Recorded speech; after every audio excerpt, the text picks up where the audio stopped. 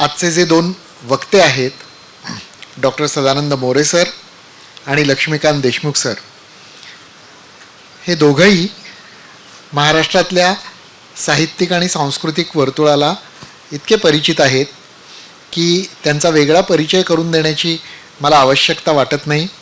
साहित्यिक विचारवंत म्हणून त्या दोघांचीही अतिशय उज्ज्वल कारकीर्द आपल्यासमोर साजरी झालेली आहे आणि दोघंही अखिल भारतीय मराठी साहित्य संमेलनाचे अध्यक्ष होते.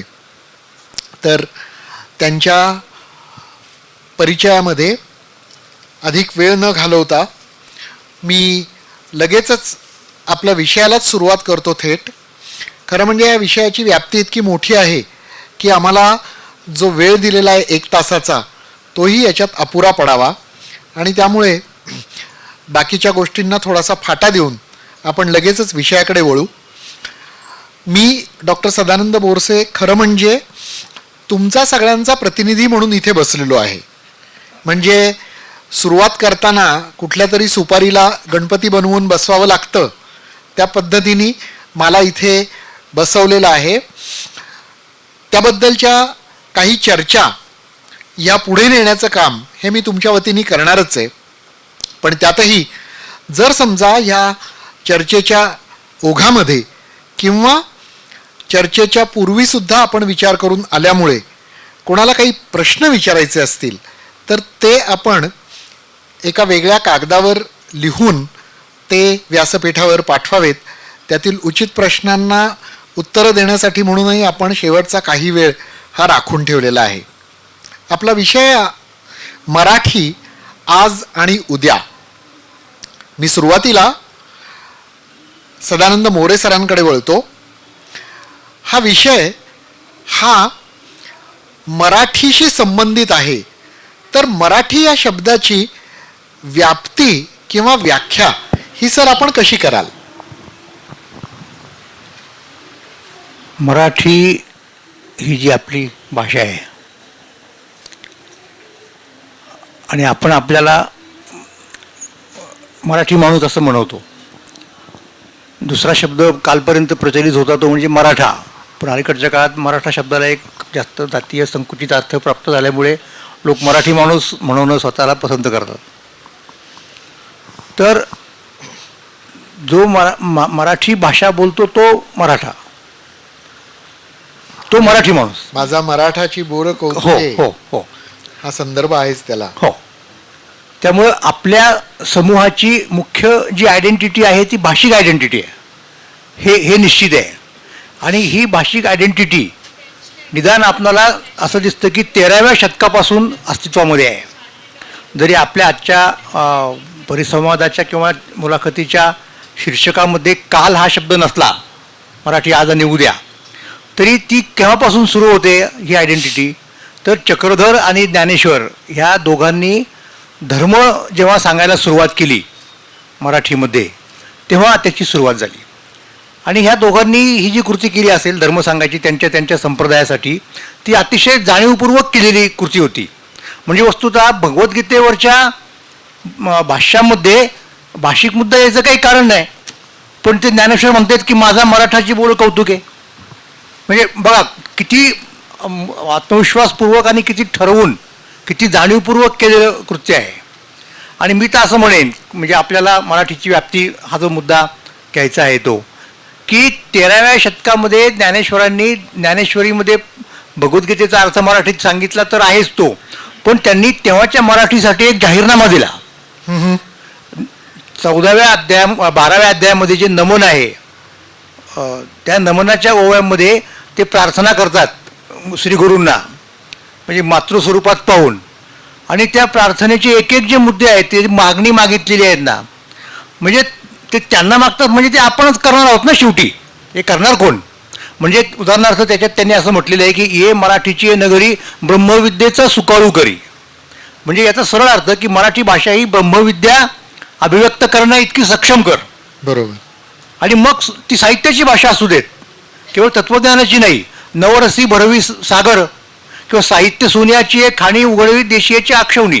म्हणजे मराठी कशी असली पाहिजे, त्याच्यात काय काय अंतर्भूत होऊ शकतं, झालं पाहिजे, ह्याचा आराखडाच त्याला जी जाहीरनामा म्हणालो ते ज्ञानेश्वरांनी आपल्याला खूप पूर्वी दिलेलं आहे. आणि आपली जर वाटचाल चालू करायची असेल म्हणजे व्हायची असेल तर त्या याने झालं पाहिजे. फक्त आता लोकांचे प्रश्न बदलले, उत्तरं काही प्रमाणात वेगळी यायला लागली. कारण 13व्या शतकातल्या महाराष्ट्रामध्ये विज्ञान नावाची गोष्ट असायचं काही कारण नव्हतं, ज्याला आज आपण विज्ञान म्हणतो खऱ्या अर्थाने. तर तशा प्रकारच्या गोष्टी आपल्याकडे आल्या ब्रिटिशांच्या काळानंतर. त्यामुळे आपल्याला आपल्या भाषेची अभिव्यक्ती क्षमता अधिक वाढवावी लागली. परंतु चित्र असंच आहे, म्हणजे आता मराठीच्या व्याप्तीचा मुद्दा येतो की जेवढी विषयाची व्याप्ती आहे तेवढी मराठीची व्याप्ती आज कमी पडते आपल्याला. ओके. म्हणजे एकच मुद्दा सांगतो परत, तो ज्ञानेश्वरीच्याच आधारे की जेवढी माझी व्याप्ती तेवढीच तयाची प्रतीती, असं श्रीकृष्णाच्या तोंडी घातलेलं आहे वाक्य. तर जेवढी प्रतीती आहे तेवढी व्याप्ती नाही आहे. हां. म्हणजे आपण आज जे म्हणतो की मराठी ज्ञानभाषा व्हायला पाहिजे, म्हणजे काय, तो ज्ञानव्यवहार मराठीतून झाला पाहिजे. अनुवाद करतो हे फारच चांगलं आहे, त्याचा तो एक भाग आहे, पण अनुवाद म्हणजे पूर्ण ज्ञानव्यवहार नव्हे, त्या दृष्टीने टाकलेलं एक पाऊल आहे. त्यामुळे आपली भाषा अधिक सक्षम होते आणि मग त्या भाषेत आपल्याला ज्ञानव्यवहार करावा लागतो. त्यामुळे त्या जाहीरनाम्यामध्ये तो एक मुद्दा राहून गेला, कारण त्यावेळेला ते नव्हतंच आपल्याकडे. ते आत्ता आपल्याला समाविष्ट करावं लागणार आहे. मराठीच्या बाबतीत सरांनाच थोडासा त्यांनी भूतकाळाचा आणि आपल्या सगळ्या इतिहासाचा, परंपरेचा उल्लेख केलेला आहे. म्हणून मी एक प्रश्न विचारतोय. 1925 साली सर इतिहासाचार्य राजवाडे हे साहित्य संमेलनाचे अध्यक्ष होते आणि त्यावेळेला साहित्य संमेलनाला शारदोत्सव म्हणत असत. तर त्यावेळेला राजवाड्यांनी एक आपल्या भाषणामध्ये उल्लेख केलेला होता की मराठी भाषा ही मुमूर्षू होत चालली आहे का. आणि जवळपास आज 100 वर्ष होत आलेली आहेत, तरीसुद्धा आपण तोच विषय हा पुन्हा एकदा उगाळतोय किंवा पुन्हा एकदा त्याच्यावर विचार करतोय. याच्या बाबतीत आपलं मत काय आहे? म्हणजे 100 वर्षामध्ये हा सगळा प्रवास हा बिलकुलच बदलला नाही, बिलकुलच तसाच्या तसा राहिला, झालाच नाही अजिबात, एका जागीच स्थिर राहिलं, काय झालं नेमकं? नाही, असं आपण इतक्या टोकाला जाऊन म्हणू शकत नाही. निश्चितपणे ही गोष्ट खरीच आहे, पण आपल्याला राजवाड्यांची भूमिका समजून घेतली पाहिजे. ती भूमिका कशी आहे, तो त्यांच्या स्वतःचा प्रॉब्लेम आहे. म्हणजे कोणत्या अर्थाने की राजवाड्यांनी तर मराठीसाठी फारच योगदान दिलं, पण त्यांची जर तुम्ही डेव्हलपमेंट पाहिली तर तुम्हाला असं दिसेल की शालेय जीवनामध्ये त्यांचा स्वतःचा एक निबंधच आहे त्यांच्या शालेय जीवनासंबंधी. म्हणजे तरुण असतानाची गोष्ट आहे.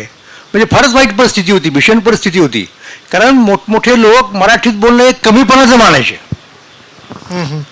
त्यामुळं राजवाडे असं म्हणतायत त्या स्वतःच्याच लेखामध्ये की मला लहानपणी इंग्रजीत विचार करण्याची वाईट सवय लागलेली होती. हा शब्द आहे त्यांचा, वाईट सवय लागलेली होती. मग त्या दुष्ट सवयी, दुष्ट हा शब्द आहे, वाईट नाही, दुष्ट सवय, त्या दुष्ट सवयीतून कुणी त्यांना सोडवलं तर ते सांगतात की चिपळूणकर, कुंटे असे जे लोक होते त्यांनी सोडवलं. चिपळूणकरांची निबंधमाला आणि कुंट्यांनी जी मराठीत पुस्तकं षड्दर्शन, चिंतनिका वगैरे लिहिली आणि कुंटे व्याख्यानं द्यायचे, पण मुख्यत्वे श्रेय ते यांना देतात, चिपळूणकरांना श्रेय देतात की चिपळूणकरांच्यामुळं मला त्याच्यापासून मी दुरावलो. आणि किती लांब गेले मग दुसरं टोक, म्हणजे राजवाडे म्हणजे टोकच असायचं. मग त्यांनी अशी प्रतिज्ञा केली की इंग्रजीत मी लिहिणारच नाही आणि बोलणार पण नाही. म्हणजे एका वेळेला पूर्णपणे इंग्रजीत विचार करणारे, लिहिणारे, बोलणारे, फारसं तेव्हा इंग्रजीत त्यांनी लिहिलं नव्हतं, ते म्हणायला लागले की मी आता इंग्रजीत कधीच बोलणार नाही. आता प्रश्न असा झाला की ज्या वेळेला त्यांचा मुद्दा त्यांनी उपस्थित केलेला कुठला तरी मुद्दा किंकेडने खोडून काढला, किंकेड नावाचा ब्रिटिश इतिहास संशोधक होता, त्यांनी इंग्रजीतून लिहिलं, तर त्याला उत्तर द्यायचं होतं, पण म्हटले मी इंग्रजी लिहित नाही. आली का पंचायत. मग ते स्वतः केळकरांकडे गेले, ते म्हणले तुम्ही लिहा माझ्या वतीनं. तर केळकर म्हणले मी नाही लिहिणार, इट्स युअर प्रॉब्लेम. म्हणजे असं त्या काळामध्ये अशा पद्धतीने महाराष्ट्रातले लोक विचार करत होते, करत होते. आणि हे जे त्यांनी म्हटलं मुमूर्षू झाली आहे काय, ते पुढे असं म्हणतायत की मग मुमूर्षू झाली असेल समजा, तर मग कशासाठी ते आपण प्रयत्न करायचे, कशासाठी पाहिजे शारदोत्सव, मराठीचा उत्सव. मुमूर्षू झाले असेल तर तिला मरू देत, असं त्यांचं म्हणणं होतं. मुमूर्षू याचा अर्थ की ज्याला किंवा ज्याला मरणाची इच्छा झाली आहे, असा त्याचा अर्थ आहे मुळात. मरणाची इच्छा असलेली, तर त्या अर्थाने काही मराठी मुमूर्षू तेव्हा नव्हती आणि आजही नाही. कुठल्याही भाषेला असं वाटत नाही की आपण मरावं, पण म्हणजे मराठी मुमूर्ष आहे की नाही हे मराठी बोलणाऱ्यांनी ठरवायचं शेवटी. बरोबर मी आहे. ह्यात थोडंसं ॲड करू इच्छितो. आत्ता जो मुद्दा मांडला की 1925 साली राजवाड्यांनी मराठी भाषा पंथाला लागलेली आहे किंवा तिला सेल्फ डिस्ट्रक्शनची ओढ लागलेली आहे, तेव्हा कदाचित ती वस्तुस्थिती फार मोठी नसेल, कारण तेव्हा इंग्रजी शाळाचं प्रमाण खूप कमी होतं 25 साली. हिंदीचं अतिक्रमण तेव्हा फारसं नव्हतं. पण आज 2019 हा विचार करता आपल्या महाराष्ट्रामध्ये इंग्रजीचं प्रमाण इतकं वाढलेलं आहे, इतक्या शाळा वाढल्या आहेत. आज सगळ्या मोठ्या शहरामध्ये इंग्रजी प्रमाण वाढलेलं आहे. सगळे मोठे शहर, मेट्रो सिटीज म्हणा, जिल्हा मुख्यालय म्हणा, ह्यांचं इंग्रजीकरण झपाटा होत चाललेलं आहे आणि हिंदीचं देखील फार प्रमाण होत चाललेलं आहे. त्यामुळे तेव्हा हा प्रश्न त्यांनी उपस्थित केला, तो काही अतिरंजित किंवा वास्तव हे असेल, परंतु तो आज वस्तुस्थितीला धरून आहे असं वाटतं. आणि आज पालकांची मानसिकता बदलल्यामुळे मग खऱ्या अर्थानं आपण मराठी माणसंच आपल्या मराठीला आपण हळूहळू त्या अवस्थेत ढकलत आहोत असं माझं निरीक्षण आहे.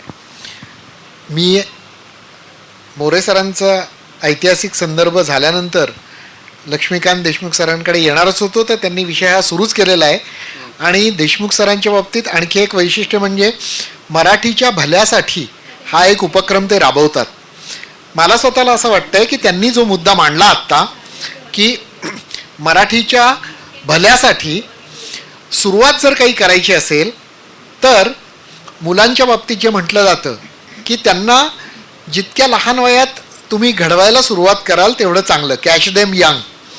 तर त्या पद्धतीने आपल्याला मुलांच्या दृष्टिकोनातनं आणि अर्थातच मुलांच्या अनुषंगाने येणाऱ्या शाळा, शिक्षक, त्यांची पाठ्यपुस्तकं, अशा दृष्टिकोनातनं काय याच्यात परिस्थितीमध्ये बदल करावा असं सुचवाल आपण? आम्ही जे मराठीच्या भल्यासाठी व्यासपीठ स्थापन केलेलं आहे त्याचा उद्देश हाच दुहेरी उद्देश आहे. एक तर आपल्या महाराष्ट्रामध्ये किंवा देशामध्ये इंग्रजीचं प्रस्थ वाढत चाललेलं आहे, ते अस्तित्व आहे आणि ते कमी होणार नाही. उलट इंग्रजीचं मानसिकता पालकांची वाढत चालल्यामुळे इंग्रजी ही भारतात राहणार. एकेकाळी लोह्या म्हणायची की इंग्रजी हटव, तसं आज कोणी म्हणत नाही आणि म्हणून कोणी कुठला पालक भारतीय ऐकणार नाही, मग मराठी पण ऐकणारच नाही आहे. तेव्हा आम्ही जे सूत्र स्वीकारलेलं आहे आमच्या व्यासपीठाचं की उत्तम इंग्रजीसह उत्तम मराठी.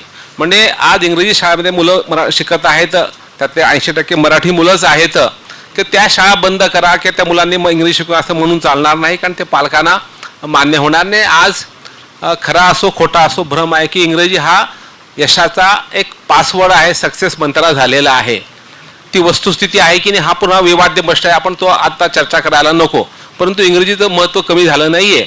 परंतु इंग्रजी शाळेमध्ये आज जे CBSE ICSE पॅटर्नच्या शाळा आहेत त्यामध्ये मॅन्डेटरी फक्त 2 भाषा आहेत, इंग्रजी आणि हिंदी. त्यामुळे आपले जे मुलं 10वीपर्यंत इंग्रजी माध्यम शिकतात की त्यांना एक तर इंग्रजी मराठी शिकायला मिळत नाही पहिलीपासून, किंवा मिळाले तर फक्त 5वी ते 8वी 4 वर्षामध्ये तिसरी भाषा म्हणून शिकता येतं. त्यामुळे हे मुलं मराठीपासून दूर चाललेले आहेत. जेव्हा तुम्ही मराठी 12 वर्ष शिकणारच नाहीत तेव्हा तुम्ही मराठी विचार करणार नाही. जसा राजवाडे इंग्रजी विचार करायचे, त्या आजची तरुण पिढी ही बोलताना इंग्रजीचा वापर सगळं करते. फक्त वाक्य किंवा क्रियापदच फक्त मराठी असतं, बाकी इंग्रजी असतं. आणि त्यांनी इंग्रजीमध्ये विचार करायला सुरुवात केलेली आहे. आणि जेव्हा ते इंग्रजी विचार कधी इंग्रजी व्यक्त होतील, आणि आज मोठं मुंबई घ्या, पुणे शहर घ्या, तिथं आज एका घरात पाहता आजोबा, वडील आणि मुलगा हे तिघही इंग्रजी माध्यमात शिकलेले दिसून येतात अनेक घरामध्ये. आता हे प्रमाण कमी आहे 3 पिढ्यांचं, परंतु 2 पिढ्यांचं प्रमाण आज जो एक पालक वर्ग आहे, तरुण पालक आहे, ज्याला छोटं मूल आहे 8-10 वर्षाचं, तर तो पालक इंग्रजी शिकलेला आहे आणि मुलगा मराठी इंग्रजी शिकत आहे. त्यामुळे इंग्रजीचं महत्त्व आहे. इंग्रजीला पर्याय आपण देऊ शकतो का, तर आज तर ती वस्तुस्थिती नाही आहे. म्हणून इंग्रजीसह मराठी किंवा उत्तम इंग्रजीसह उत्तम मराठी असं आपण आम्ही केलं आहे. आणि जसं दक्षिण राज्यांनी त्यांच्या राज्यामध्ये की तुम्ही इंग्रजी माध्यमामध्ये तुम्ही त्यांची भाषा कंपल्सरी शिकवायचा कायदा केलेला आहे. तामिळनाडूने केलेला आहे, केरळनं केला आहे, कर्नाटक आणि तेलंगणा केलेला आहे. तशी आम्ही मागणी केली आहे आणि तर काम चालू आहे. आणि आम्हाला खात्री आहे की ह्या पुढल्या जूनपासून हा कायदा अस्तित्वात येईल की सर्व माध्यमांच्या सर्व मोठ्या शाळेमध्ये मराठी शिकवलं पाहिजे. ही मराठीची एक प्रगतीची उद्याची मराठी कशी असावी ह्याची ही सुरुवात आहे असं वाटतं. आणि हा एका अर्थानं गेम चेंजर आहे. इथं अनेक मराठीचे प्रश्न आहेत अभिजात भाषामध्ये, इतर गोष्टी नंतर मी बोलणार आहोतच, प्रश्न विचारतील आम्हाला बोरसे सर. परंतु खऱ्या अर्थानं मराठीच्या भल्यासाठी जर काही काम करायचं सुरुवात इथून केली पाहिजे. आणि हा मराठी सक्तीचा कायदा, शिक्षण कायदा हा एका अर्थानं गेम चेंजर ठरणार आहे. तो आमची पहिली मागणी आहे. आणि दुसरी मागणी आहे की मराठीमध्ये आपल्या गुणवत्तापूर्ण शिक्षण मिळालं पाहिजे. शालेय पातळीवर 5वी 6वीच्या मुलांना दुसरीचं मराठी वाचता येत नाही, दुसरी गणित करता येत नाही. आणि आता आजकाल सेमी इंग्लिश नावाखाली इंग्रजी हे गणित आणि विज्ञान शिकवत चालू होतं, ते आकलन बरोबर होत नाही. तर तुम्हाला विज्ञानाचं आकलन झालं नाही, गणित आकलन बरोबर झालं नाही तर मुलगा उद्या सायन्सला चमकू शकणार नाही. म्हणून ह्या भाषा शालेय पातळीवर मराठी कशा शिकल्या गेल्या पाहिजेत, शिकवल्या पाहिजेत, हा आमचा एक प्रयत्न राहणार आहे. अशा दोन पद्धतीनं म्हणजे इंग्रजीमध्ये माझं सूत्र दिलेलं आहे, इंग्रजी शाळेचं मराठीकरण करा आणि मराठी शाळेचं सक्षमीकरण करा. आत्ता हा जो मुद्दा मांडला तर त्याच्या बाबतीत असं भाषाशास्त्रामध्ये म्हटलं जातं की जर आजच्या घडीला साधारणतः 5 वर्षाचा मुलगा हा मराठी बोलत असेल आणि अशी बहुसंख्य मुलं असतील तर मग याच्या पुढे निदान एक 70 ते 75 वर्ष तरी ती भाषा ही टिकून राहील हे नक्की.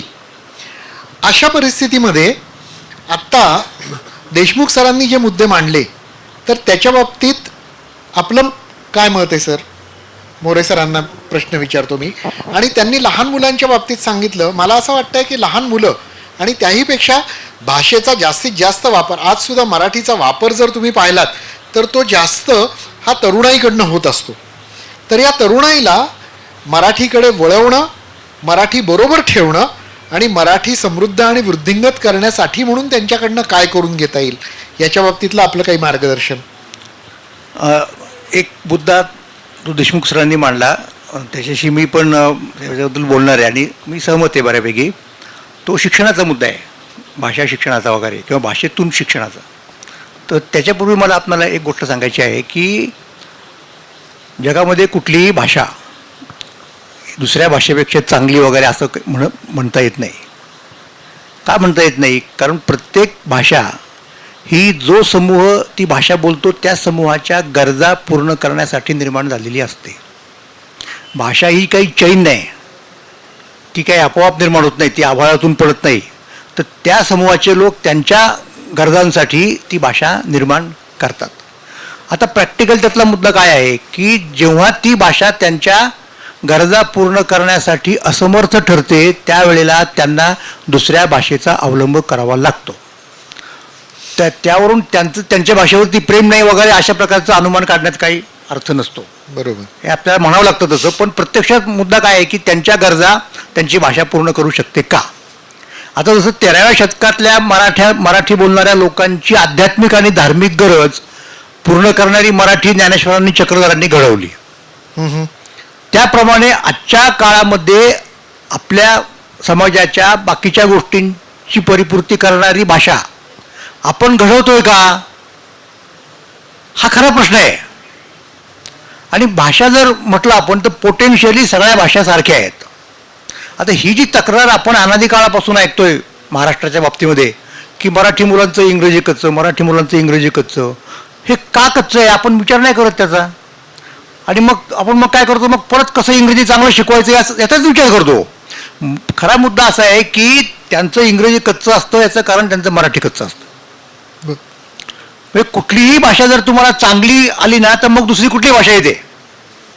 मुद्दा बेसिक तोच आहे. तुम्ही इंग्रजी सुधारण्यासाठी जेव्हा प्रयत्न करता तेव्हा तुम्हाला असं वाटत नाही की मराठी आपली नीट झाली पाहिजे म्हणून ती आपण सोडून दिली, ती कशी काय असं ना. आणि मग इंग्रजी मात्र आपण शिकली पाहिजे, चांगली झाली पाहिजे. मग ती जी इंग्रजी चांगली होते ना ती मेकॅनिकल इंग्रजी असते, लक्षात घ्या. ती खरी इंग्रजी नसते. तो एक स्मार्टनेस असतो. विशिष्ट ग्रुपमध्ये वावरण्यासाठी ज्या प्रकारची इंग्रजी भाषा लागते त्या प्रकारची भाषा डेव्हलप होते. त्यांनी मला तुम्ही सांगा की इतके वर्ष इंग्रजी माध्यमातून शिकणारे एवढे लोक तयार झाले, त्यातल्या किती लोकांनी इंग्रजीमध्ये कॉन्ट्रीब्यूट केलेले आहे साहित्याच्या क्षेत्रामध्ये, विज्ञानाच्या क्षेत्रामध्ये. याचं प्रमाण फार आताच्या मोठ्यावरती मोठ्यासारखं आहे. व्यावहारिक उपयोगासाठी म्हणून ते सगळं उपयोगी Exactly. पडतं, हो, पण त्याच्यात हो. त्या भाषेची समृद्धी किंवा वृद्धी होत नाही. नाही होत. म्हणून माझा मुद्दा काय होता पहिला, की मराठी नीट करण्याचे प्रयत्न झाले पाहिजेत. तिथून सुरुवात होईल. इंग्रजी चांगलं करण्यासाठी पहिल्यांदा मराठी नीट करा, हा पहिला मुद्दा असेल माझा. आणि दुसरा जो मुद्दा आहे ना, तर आपण मागे पडलेलो आहोत. प्रतिती एवढी आपली व्याप्ती नाही आपल्या भाषेची, ही गोष्ट आपल्याला मान्यच करायला पाहिजे. ती कशी वाढेल, तर ती वाढवण्यासाठी एक सरळ, आता मी म्हणजे आपण सांगितल्याने कुणी ऐकलं असं नाही. मुद्दा असा आहे की आपल्या भाषेमध्ये प्रत्यक्ष व्यवहार झाला पाहिजे. म्हणजे कुठल्या अर्थाने व्यवहार झाला पाहिजे, व्यवहाराच्या आपल्या कक्षा वाढल्या पाहिजेत. कारण कुठलाही व्यवहार करताना आपल्याला भाषेचा वापर करावाच लागतो. कुठलीही action, physical, mental, what ever it is, आपल्याला भाषा लागते ना. म्हणजे उदाहरणार्थ डॉक्टर ज्या वेळेला सर्जरी करतो, ओके, म्हणजे ऑपरेशन करतो, शस्त्रक्रिया करतो, त्यावेळेला त्याचा व्यवहार बघा तुम्ही. डॉक्टरांना विचारा की त्यातल्या प्रत्येक अवयवाचं नाव हे इंग्रजीमध्ये असतं. प्रत्येक इन्स्ट्रुमेंटचं नाव, आता तर खूप मायक्रो इन्स्ट्रुमेंट झालेले आहेत. बरोबर. डॉक्टर सांगतात की ते घेऊन ये, कदाचित ते अख्खं वाक्य इंग्रजीत किंवा फक्त घेऊन ये किंवा दे एवढंच मराठीमध्ये असेल, बाकी नाव इंग्रजीमध्ये असेल. असं काय झालेलं आहे? असं झालेलं आहे याचं कारण मध्ये का, की ते इन्स्ट्रुमेंट्स आपण तयारच केलेले नाहीत. म्हणजे आपला व्यवहारच कमी पडतो ना. म्हणजे होतं कसं, उदाहरणार्थ की आपल्याकडे मोबाईल नावाची वस्तू आहे आणि ती सगळी आपण सर्रासपणे वापरतो. आणि मग आपण काय म्हणतो की अरे मोबाईल कशाला म्हणायचो, त्याला भ्रमणध्वनी म्हणा किंवा चलध्वनी म्हणा, त्याच्यावरती आपला वाद होतो. मुद्दा असा आहे की ज्यांनी तो तयार केला त्यांनी त्याच्या भाषेतलं नाव ठेवलं, त्यांच्या भाषेचं नाव ठेवलं. समजा तो आपल्या शास्त्रज्ञांनी, आपल्या तंत्रज्ञांनी तयार केला असता आणि मराठीत जर नाव ठेवलं असतं त्याचं, त्या व्यवहाराचं, तर मग ते इन्स्ट्रुमेंट परदेशातल्या लोकांनी आपल्याकडनं घेतलं असतं आणि आपल्या भाषेतल्या नावासकट तिकडे गेलं असतं. तुम्हीच एका ठिकाणी उल्लेख केलेला आहे लोकमान्यांच्या बाबतीत. लोकमान्य नेहमी म्हणायचे की व्याप वाढायला पाहिजे Exactly. मराठी माणसांनी. आपल्या कर्माची कक्षा जर वाढली तर आपली भाषेची कक्षा वाढेल. आपण कर्म काहीच करत नाही आहोत. आपण फक्त काय करतो, हे झालं पाहिजे, ते झालं पाहिजे, पण ते होणार कसं, कोण करणार? आणि नुसतं भाषेत कार्यक्रम कधीच नसतो. भाषेच्या मागे आणि पुढे माणसाची कृती असते. आपण लोक कृतीत कमी पडतो, म्हणून आपण भाषेत कमी पडतो. तेव्हा पहिल्यांदा मराठी माणसांनी आपल्या कर्माची कक्षा वाढवली पाहिजे. हा माझा एक मुद्दा होता. आणि शिक्षणातल्या मुद्द्याकडे मी नंतर येतो, म्हणजे तोपर्यंत तुम्हाला आणखीन काही म्हणायचं असेल त्यांना किंवा मला तर म्हणू शकता. आणि माणूस हा शिकतो कसा किंवा विचार कसा करतो याच्या बाबतीत खूप संशोधन चालू आहे. पण आज आपण जर व्यावहारिक गोष्टींकडे आणि दैनंदिन गोष्टींकडे पाहिलं तर आपण वस्तुतः कसं आहे, भाषा शिकणं हा प्रकार हा मूल उशिरा सुरू करतं. प्रथम ते विचार करत असतं, निरीक्षण करत असतं, पण नंतर या भाषेचं स्थान जीवनामध्ये इतकं वाढतं की आजच्या घडीला जर आपल्याला असं कोणी सांगितलं की भाषेविना, भाषा न वापरता, शब्दांचा वापर न करता एखाद्या गोष्टीबद्दल विचार करा, तर ते आपल्याला अशक्य वाटायला लागतं. इतकं भाषेचं आणि विचारांचं आपल्या मेंदूमध्ये एकरूपत्व झालेलं आहे. त्यामुळे भाषेचं महत्त्व हे मोठं आहेच. तर आपण आत्ता म्हणालात त्या मुद्द्याकडे मी पुन्हा एकदा लक्ष वेधायचा प्रयत्न करतो की हा भाषेचा वापर जो असतो तो अधिकाधिक जिवंत राखण्यासाठी, भाषेला अधिकाधिक उत्साह देण्यासाठी, अधिकाधिक जिवंतपणा देण्यासाठी, म्हणून तरुणाईचं काम हे प्रत्येक वेळेस खूप मोलाचं राहिलेलं आहे. तर त्या तरुणाईला आत्ता मराठीकडे वळवण्यासाठी किंवा मराठीबरोबर ठेवण्यासाठी असे काय उपाय आपण सुचवू शकू? सुरुवात आपल्याला शिक्षणापासून, शिक्षण पद्धतीपासून करावी लागेल. मी महाराष्ट्र सरकारच्या भाषा सल्लागार समितीचा अध्यक्ष होतो आणि आमच्या समितीनं भाषिक धोरण काय असलं पाहिजे सरकारचं यासंबंधी एक अहवाल दिलेला आहे. तो अजून सरकारकडे आहे, त्याची तशी अधिकृतपणे घोषणा वगैरे झालेली नाही, स्वीकारला न स्वीकारला वगैरे. ती काय जेव्हा केव्हा व्हायची तेव्हा होईल किंवा नाही होणार, तो काय आपल्या हातातला मुद्दा नाही. तर आमचं काम आम्ही केलं. तर त्याच्यामध्ये खूप मूलभूत गोष्टींची आम्ही चर्चा केलेली आहे. काय आमचं धोरण आहे उदाहरणार्थ शिक्षणाच्या संदर्भात, बाकीचे सोडा, मी मुद्दाम शिक्षणाचं सांगतो कारण तरुणाईचा संबंध म्हणजे शिक्षणाशीच येणार आहे शेवटी. तर हा जो मुद्दा आहे ना की मराठी माध्यमातल्या मुलांना इंग्रजी नीट येत नाही एका बाजूला असं म्हणतो आपण, आणि इंग्रजीतून त्यांचं शिक्षण झालं तर त्यांना अधिक संधी मिळेल जगण्याची, जीवन चांगलं करण्याची, आणि दुसऱ्या बाजूला मग जेव्हा ते इंग्रजीमध्ये जातात त्या माध्यमात तेव्हा ते मराठीपासून पूर्णपणे तुटतात. त्यामुळं सर जे म्हणाले की व इंग्रजीच्या सकट उत्तम इंग्रजी आणि मराठीचं सक्षमीकरण, आम्ही त्याच्यावरती असा तोडगा सुचवलेला आहे की शुद्ध इंग्रजी माध्यमाची शाळा आणि शुद्ध मराठी माध्यमाची शाळा असता कामा नये. या दोन्ही प्रश्नांच्यावरचा तोडगा असा आहे. म्हणजे कुठल्या अर्थाने? म्हणजे अशा अर्थाने की जे विद्यार्थी मराठी शिकतात, मराठीतून शिकतात, त्यांना हे माहिती असतं, त्यांच्या पालकांना हे माहिती असतं, म्हणून तर पालक घाबरतात की बाबा इथे हे कुठपर्यंत चालेल शिक्षण. तो 10वी पास होऊ शकेल, तो 12वी पण पास होऊ शकेल, पण त्याला जर पुढे जायचं असेल, मेडिकलला जायचं असेल किंवा FY BSc ला जायचं असेल तरी तिथे मराठीत शिकवण्याची सोय नाही, मराठीत पाठ्यपुस्तकं नाही, ती वस्तुस्थिती आहे. त्यामुळे त्याला त्या स्टेपला का होईना त्याला इंग्रजीचा आश्रय घ्यावा लागेल. दुर्दैवाने मी मानतो की आपण कमी पडलेलो आहोत ह्या सगळ्या गोष्टी करण्यामध्ये. अगदी ज्ञानव्यवहाराची पुस्तकं मराठीत आणण्यात सुद्धा खूप कमी पडलो आपण. सुरुवातीला आपण खूप बरोबर होतो ब्रिटिश काळामध्ये, तर तो वेगळा मुद्दा आहे. मग आम्हाला काय करायचं नेमकं की त्या काळात मराठीच्या विद्यार्थ्यांना ठेच लागू नये, ते गोंधळू नयेत म्हणून मुळापासूनच, म्हणजे पहिलीपासून जवळजवळ, म्हणजे म्हणजे आता पहिलीपासून इंग्रजी आपण शिकवतोच ना, अभ्यासक्रमामध्ये असं पाहिजे की समजा 100 मार्कांचा तुमचा पेपर असतो तर त्यातले 80 मार्क मराठी माध्यमातल्या विद्यार्थ्यांनी मराठीतून सोडवायचे आणि 20% इंग्रजीतून सोडवायचे, आणि तेवढी इंग्रजी त्यांना आली पाहिजे याची सोय मात्र आपल्याला करता आली पाहिजे. त्याचबरोबर जे विद्यार्थी इंग्रजी माध्यमातून आहेत त्यांनी 80% प्रश्न हे इंग्रजीतून लिहायचे त्याची उत्तरं, आणि 20% मराठीतून लिहायचे, आणि याच्यात स्पेअर नाही, ते लक्षात घ्या. अशा पद्धतीने झालं तर काय होईल मग पुढे? म्हणजे जेव्हा ते इंग्रजी बोलणारे विद्यार्थी त्या मराठीपासून तुटणार नाहीत ना आपोआप, आणि त्यांना मग त्यांना स्वतःला कळेल की अरे नाही, आपली भाषा किती चांगली आहे, किती महत्त्वाची आहे, आणि आपण आपल्या भाषेत व्यवहार केला पाहिजे. ते त्यांना कळत नाही ना, त्यांना ते वाटतं की आता हे मराठीतून सांगतात नाही येणार.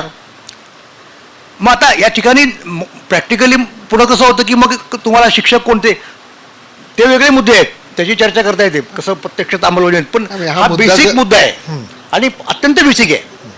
हे अंमलात आणायचं म्हटलं तर त्याच्यासाठी धोरणं काय काय ठेवायची हा वेगळा मुद्दा आहे. हो, कसं पण तुम्ही सांगताय ती गोष्ट खूप महत्त्वाची आहे.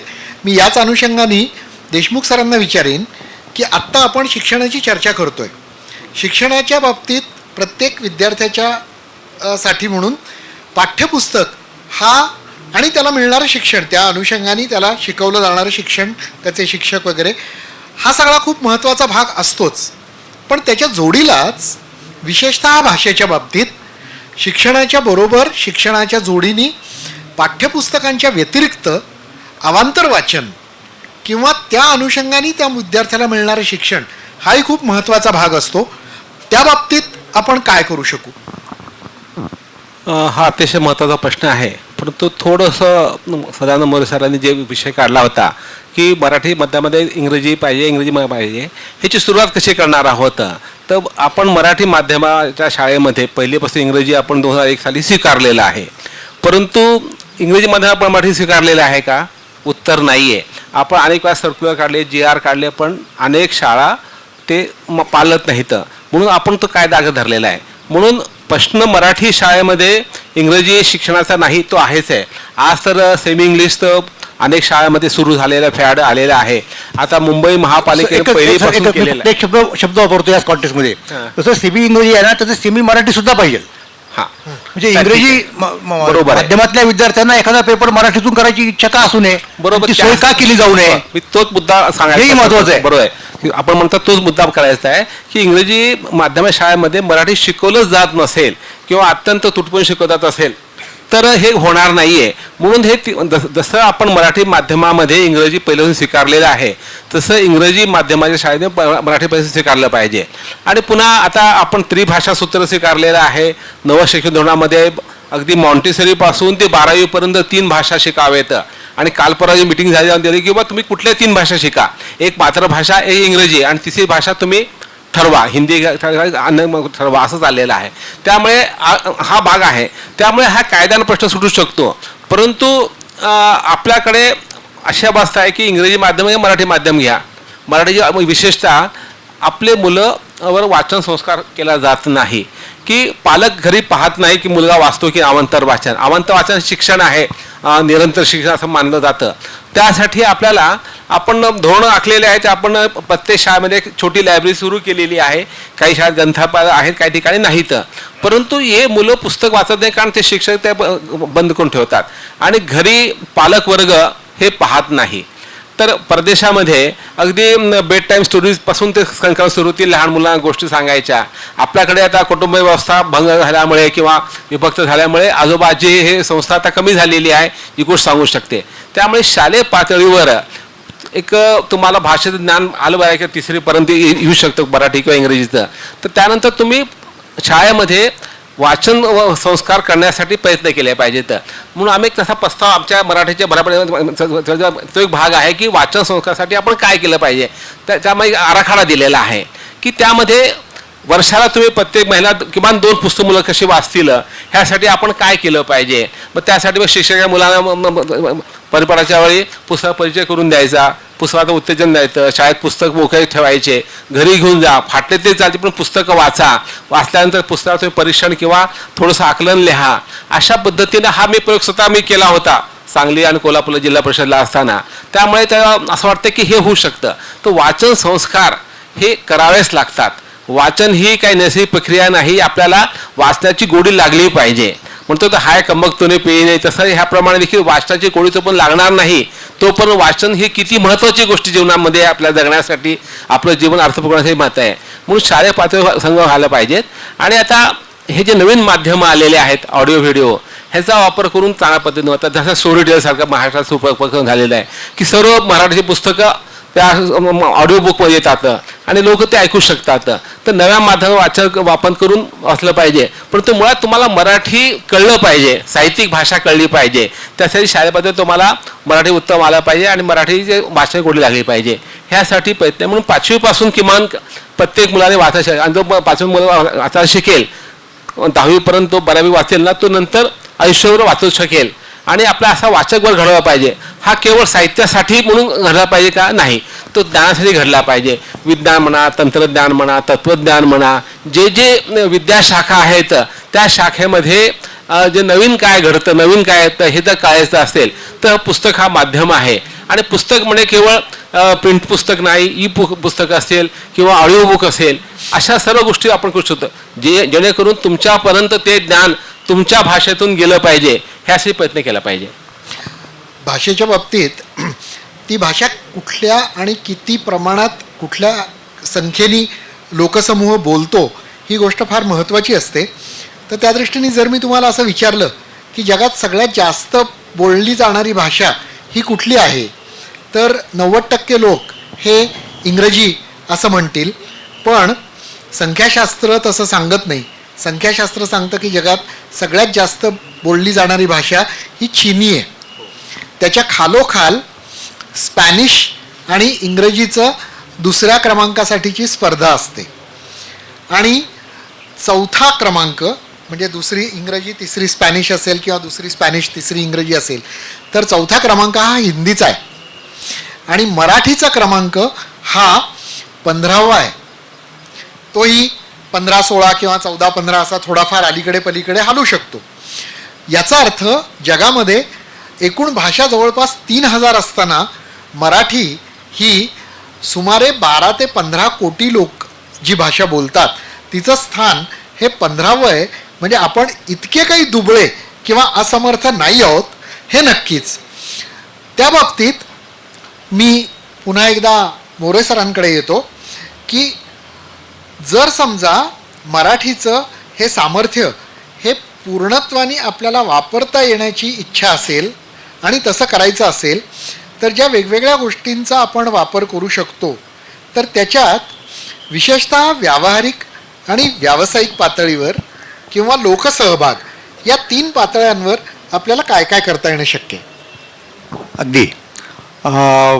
फक्त मी या स्टॅटिस्टिकच्या संदर्भात एक गोष्ट निदर्शनास आणेल की चीनी लोक जरी म्हणजे चीनी भाषा बोलणारे जरी लोक जास्त असले तरी ते फक्त चीनमध्येच आहेत. चीनच्या बाहेर चीनची भाषा कोणी बोलणार नाही. चीनी म्हणजे अभ्यासात बरोबर. जर सोडले तर तीच गोष्ट स्पॅनिशची आहे. इंग्रजीत तसं नाही आहे. इंग्रजी भाषा ही जगातल्या प्रत्येक राष्ट्रात बोलली जाते. हा पण त्याच्या त्यामुळं बाबतीत दुसरा आंतरराष्ट्रीय एक भाग व्यवहार- असा आहे की 3 महिन्यापूर्वी हां.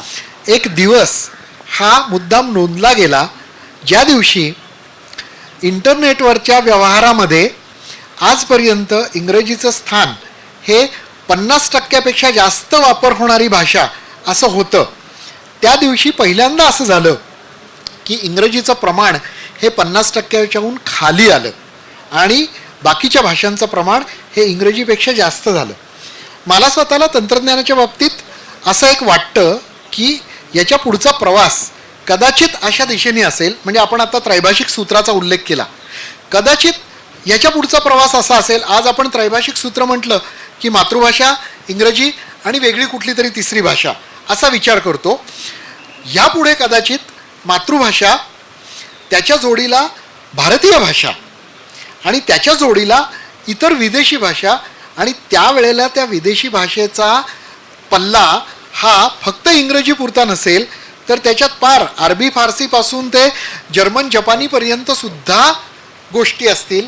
याचं कारण आज आपण पाहिलं तर अगदी महाराष्ट्रातली मराठी मुलं ही सुद्धा फक्त इंग्रजी बोलणाऱ्या देशांमध्ये नाही तर इंग्रजी व्यतिरिक्त भाषा ज्या देशांमध्ये वापरल्या जातात अशा सुद्धा जगातल्या इतर कितीतरी देशांमध्ये पोहोचलेली आहेत आणि तिथे चांगल्या प्रकारे स्थायिक झालेली आहेत.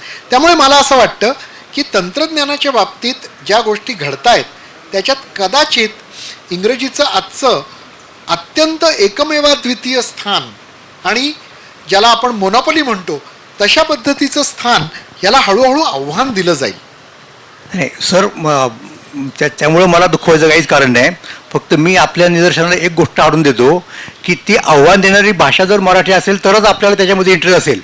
नाहीतर उद्या इंग्रजीची जागा जर्मनीने घेतली आणि परत आपण मग जर्मनी शिकायला सगळे लोक लागलो, मग आपण त्या शर्यतीमध्ये कुठे टिकणार आहोत? आपण मागेच पडणार.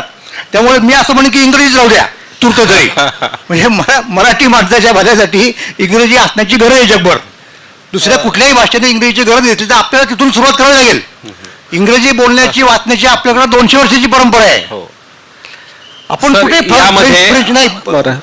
आपण म्हणता बरोबर आहे. मला एक हे मुद्दा सांगायचा आहे. तंत्रज्ञानामुळे आपल्याला पुढील काळामध्ये गुगल ट्रान्सलेटच्या माध्यमातून रिअल टाईममध्ये तुम्हाला दुसरी कुठलीही भाषा न शिकता तुम्हाला तुमची भाषा चांगलीच असेल तर तुम्ही जगातल्या कुठल्याही भाषिक समूहाशी व्यवहार करू शकता. समजा मी मराठी आहे, मी गेलो जर्मनीमध्ये, मला जर्मनीत त्याला मराठी येत नाही, पण आमच्या गुगल ट्रान्सलेट हे ॲप असेल तर मी मराठीत बोलेन, तो त्याला जर्मनीत कळेल, तो जर्मनीमध्ये मराठीत कळेल, आमचा व्यवहार पूर्ण होईल.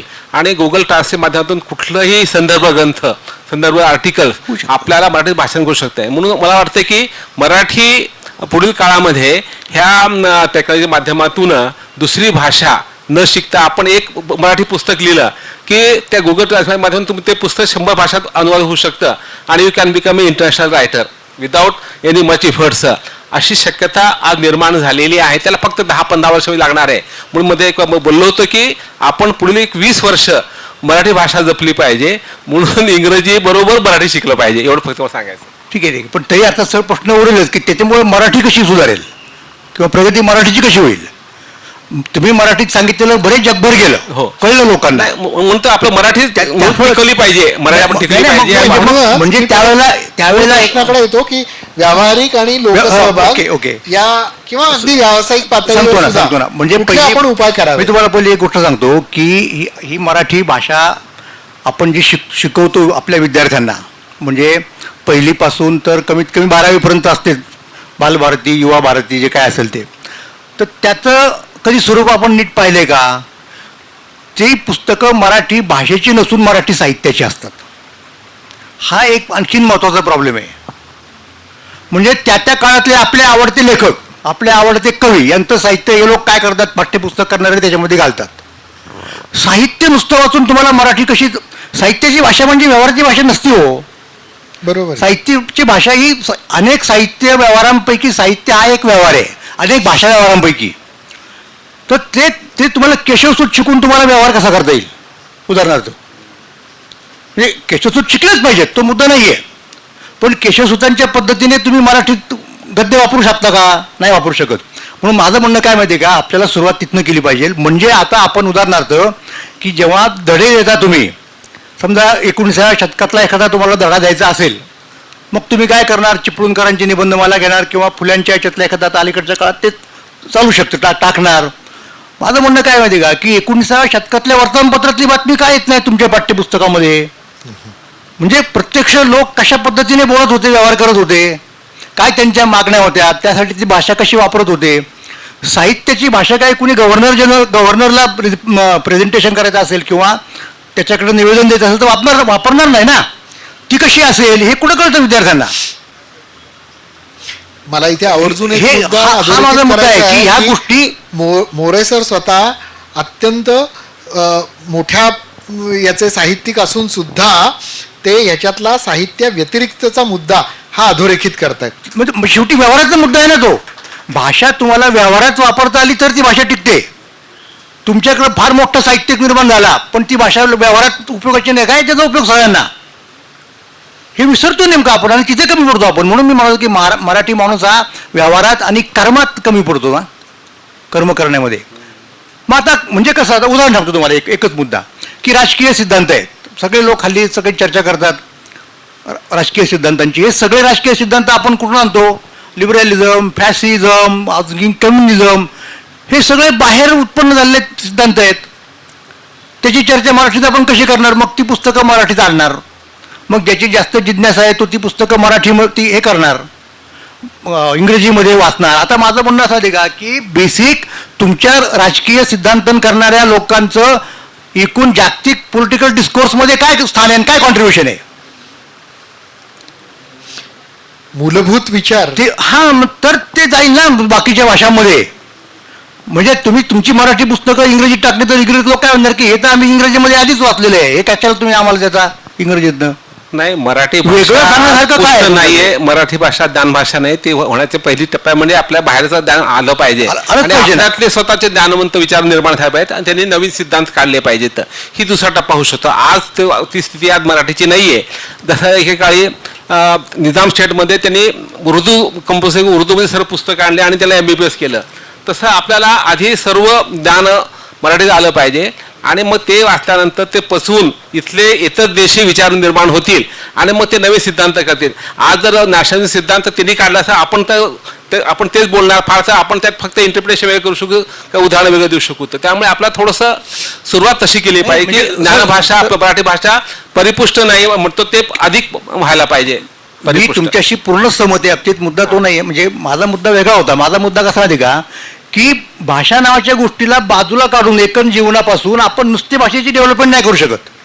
बाकीच्या क्षेत्रामध्ये आपण तिथेच राहिलो ते बरोबर आहे. आणि नुसतीच भाषा अशी होत नाही ना. भाषा तुम्हाला व्यवहार तुमचा वाढवला पाहिजे, मग त्या पद्धतीने ते भाषा वाढेल. मी थोडक्यात मग म्हणजे आपण आधी सुरुवातीला मराठीची व्याप्ती त्यावेळेला तुम्ही जे सांगितलं की फक्त भाषा म्हणजे मराठी मराठी असं माणसांच्या नाही. व्यवहाराची व्याप्ती ही सगळी वाढली पाहिजे. वाढली पाहिजे. आणि जेव्हा आपण असं म्हणतो की मराठीकरण व्हायला पाहिजे तर याचा अर्थ फक्त मराठी भाषेचा वापर असं नाही, तर सांस्कृतिक क्षेत्र असो, राजकीय क्षेत्र असो, इतर कुठलंही क्षेत्र असलं, त्याच्यात अगदी औद्योगिक आणि व्यावहारिक क्षेत्र जरी असतील तरी त्याच्यात Exactly. मराठी माणसाची कामगिरी ही झळाळली म्हणजे पाहिजे. सर कसं मी उदाहरण देतो, दलाल स्ट्रीटमध्ये लोक बिंदास गुजराती बोलतात, त्यांना काही प्रॉब्लेम येत नाही, त्यांना लागत नाही इंग्रजी, कारण ते व्यवहार करणारे लोक ते आहेत ना.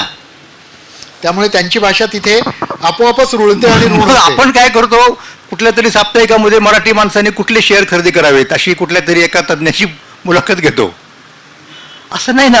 हे तुम्हाला तो व्यवहार करता आला पाहिजे. फक्त विज्ञानाचं नाहीये. म्हणजे जेवढे जेवढे म्हणून सगळीच क्षेत्र त्याच्यात जेवढी दयाची व्याप्ती तेवढी ते दयाची प्रतीती.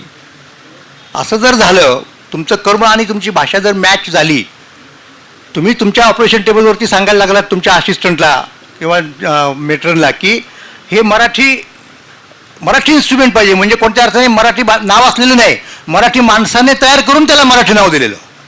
मग गिव्ह मी दॅट, ते इंग्रजी चालेल पण दॅट जे काही आहे त्याचं मराठी नाव पाहिजे आम्हाला. बरोबर. ते तुम्ही तयार करा.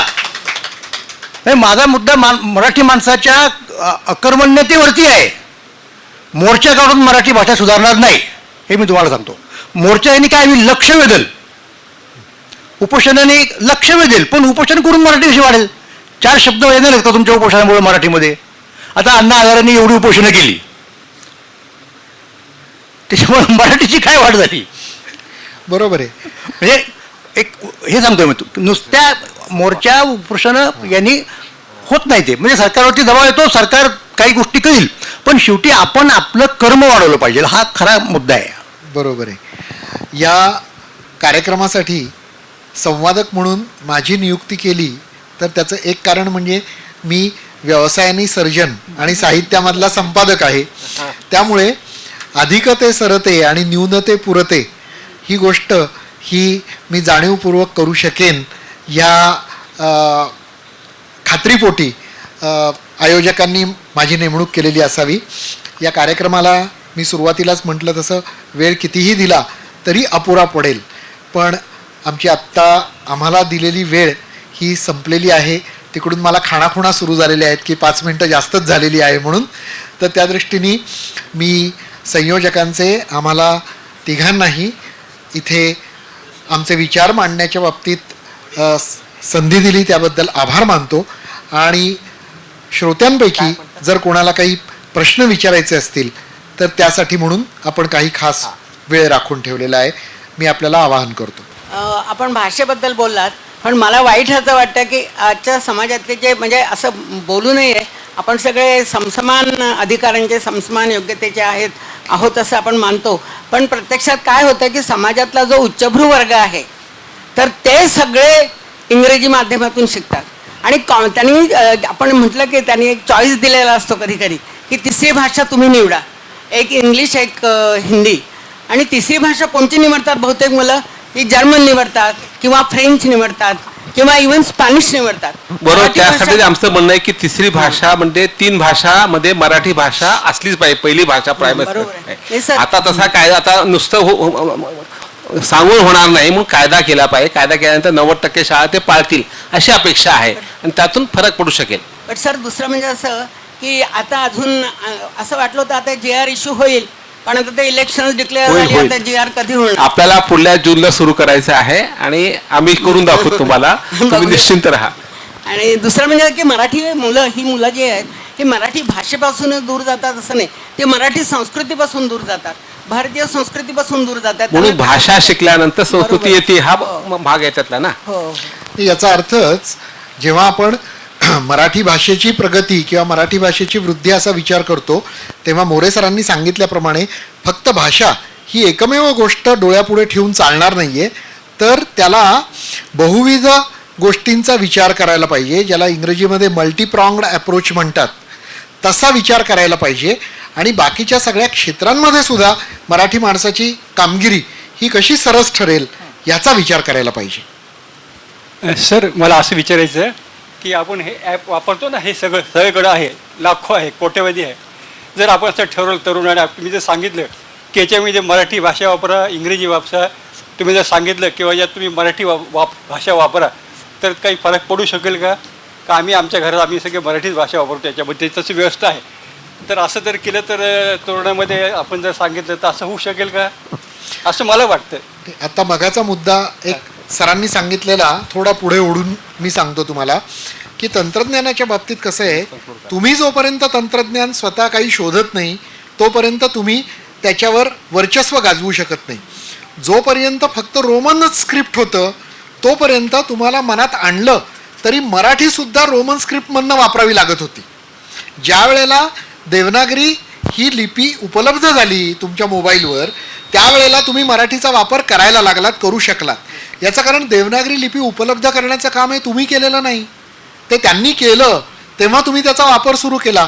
सरांचा मुद्दा हाच आहे की मूलभूत स्वरूपाचं जे काम असतं ते जेव्हा आपण करायला लागू त्यावेळेला त्याच्यावरचं वर्चस्व हे आपल्या हातात येईल आणि त्यावेळेला आपण दुसऱ्या कोणाला सांगण्याची किंवा सुचवण्याची पण गरज पडणार नाही, ते आपोआपच स्वीकारलं जाईल.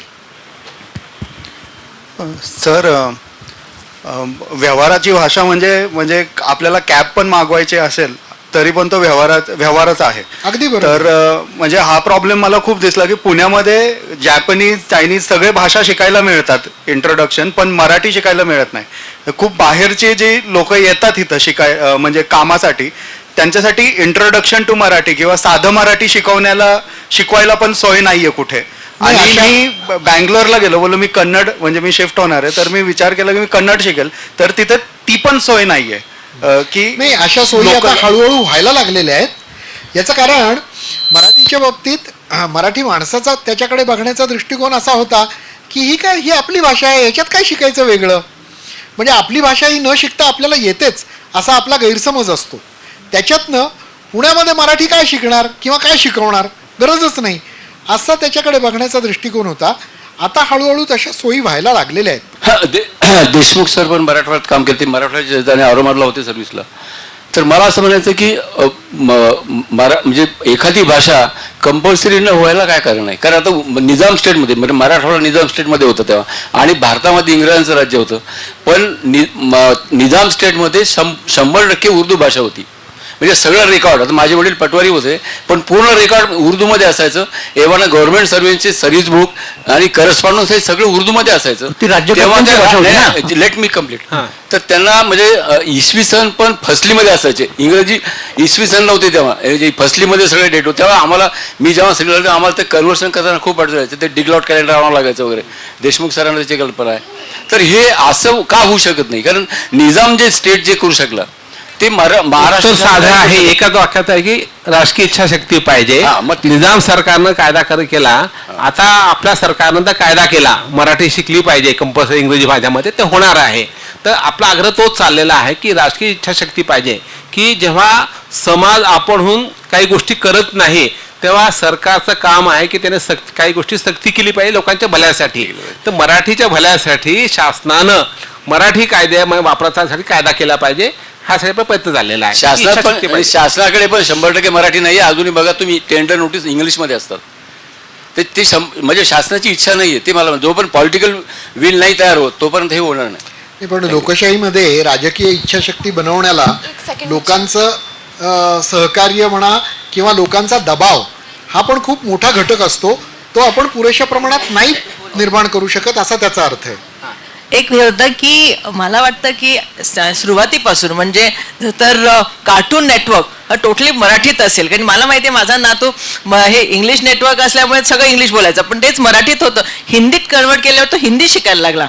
तर मराठीत असेल तर कार्टून नेटवर्क म्हणजे लहानपणापासून तुम्हाला एक सवय असते, आणि चांगल्या गोष्टी असतील मराठी म्हणजे लिटरली चांगल्या असतील तर त्याच्यावर खूपच तुम्हाला चांगलं, म्हणजे that can be converted, it would be really nice. म्हणजे मला तर कसं आता डिस्कवरी मराठीत येत आहे लवकर. हो डिस्कवरी आलं तर खरंच चांगलं होईल, म्हणजे असं काय काय अगदी व्यवस्थित. आपण ते पाहायला शिकू नक्की लागू. आता मराठी टीव्हीमुळे फरक पडलेला निश्चित. आता डिस्कवरी म्हणा इतर गोष्टी हिस्ट्री मराठी येत आहे लवकरच.